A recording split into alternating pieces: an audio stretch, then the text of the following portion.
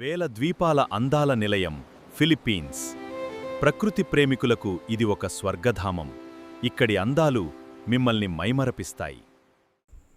ప్రళయం ముందు ఎంతటి వాడైనా తలదించుకోవాల్సిందే అన్నదానికి జూన్ 8, 2026న ఫిలిప్పీన్స్లోని మిండానోవాలో వచ్చిన భూకంపమే దీని నిదర్శనం.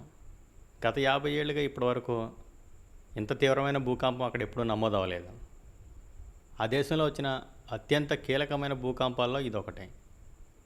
దీని కారణంగా జనరల్ శాంటోస్ నగరం మరియు చుట్టుపక్కల ప్రాంతాలు తీవ్రంగా దెబ్బతిన్నాయి. అనేక బహుళ అంతస్తుల భవనాలు, షాపింగ్ మాల్స్, ఆసుపత్రులు మరియు పాఠశాలలు కుప్పకూలాయి. రోడ్లు, వంతెనలు మరియు విద్యుత్. ఈ భూకంపం వల్ల ఇప్పటివరకు దగ్గర ఒక 55 మంది దాకా చనిపోయారు. 1100 మందికి గాయాలయ్యాయి. 45,000 మందికి పైగా తమ ఇళ్లను వదిలిపెట్టి సురక్షిత ప్రాంతాలకు వెళ్ళిపోవాల్సి వచ్చింది.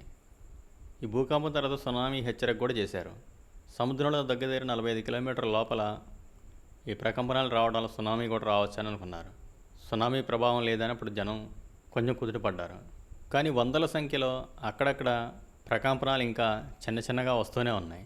భూమి లోపల ఉన్న రాళ్లు, వేల ద్వీపాల అందాల నిలయం వల్ల ఒక్కసారిగా కదిలిన తర్వాత అధికారులు హెచ్చరికలు జారీ చేశారు. సమయం పడుతుంది. ఆ సమయంలో మళ్లీ అక్కడ పరిస్థితి వీటి గురించి అధికారులు హెచ్చరిస్తున్నారు, రక్షణ చర్యలు చేపడుతున్నారు.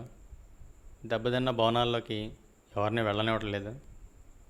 ఈ భూకంప ప్రభావం వల్ల కొన్ని గ్రామాలకు రాకపోకలు కూడా ఆగిపోయినాయి. ఇంత తీవ్రమైన భూకంపం గత 50 ఏళ్ళుగా ఎప్పుడూ చూడలేదని చెప్తున్నారు.